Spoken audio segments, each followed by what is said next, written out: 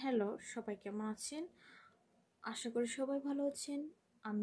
আমার আজকের প্রতিপাদ্য বিষয় হচ্ছে পুলিশ কি জনগণের হয়ে কাজ করে নাকি পুলিশ দুর্নীতি ও ঘুষের পক্ষে কাজ করে সেই বিষয় নিয়ে আজকে আমি আপনাদেরকে বলবো। যেখানে বাংলাদেশে পুলিশের কথা ছিল জনগণের পক্ষে কাজ করার কথা, কিন্তু তার 1%ও তারা করে না। আমরা কি দেখতে পাই? আমরা দেখতে পাচ্ছি পুলিশ পুলিশের পোশাকে ঘুষ, চাঁদাবাজি, লুটপাট এগুলোই। পুলিশ বাংলাদেশে পুলিশের মধ্যে যে লক্ষণগুলো আমি দেখি সেগুলো হচ্ছে, প্রথমত পুলিশ জনগণের না হয়ে বরং যেখানে পুলিশের নিরপেক্ষ হওয়ার কথা ছিল সেখানে পুলিশ যে সরকার থাকে সে সরকারের পক্ষে কাজ করে। অর্থাৎ পুলিশ যখন সরকার যে সরকার ক্ষমতা থাকে তার বিপরীত প্রতিক্রিয়া দেখা যায় বিরোধীদের ঘাড়ে। অর্থাৎ বিরোধীদেরকে ব্যত্রাঘাত করা হয়, তাদেরকে মামলা দেওয়া হয়, গ্রেফতার করা হয়, অন্যায়ের বিরুদ্ধে কথা বললে গ্রেফতার করা হয়। এবার বলি হচ্ছে পুলিশ নারী ও শিশু যে নির্যাতন হয় ওই নির্যাতনের বিষয়েও মামলা নিতে অনেক দীর্ঘসূত্রিতা এবং তাদেরকে পুলিশ স্টেশনে অপমান করা হয়।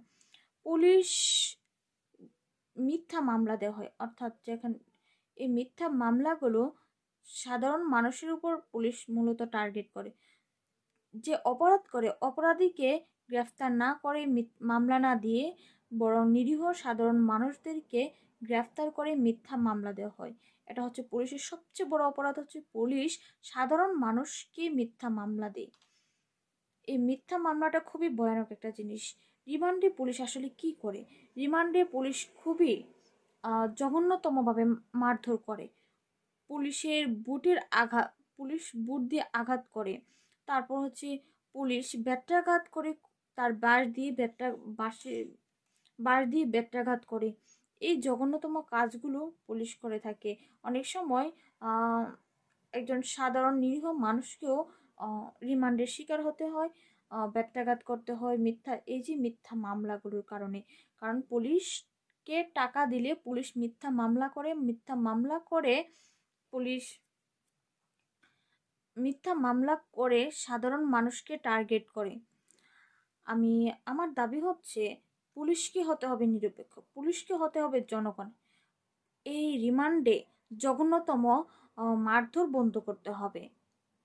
পুলিশ পুলিশ যদি জনগণের না হতে পারে, এই বাংলাদেশ পুলিশ থাকার কি দরকার? বাংলাদেশে পুলিশকে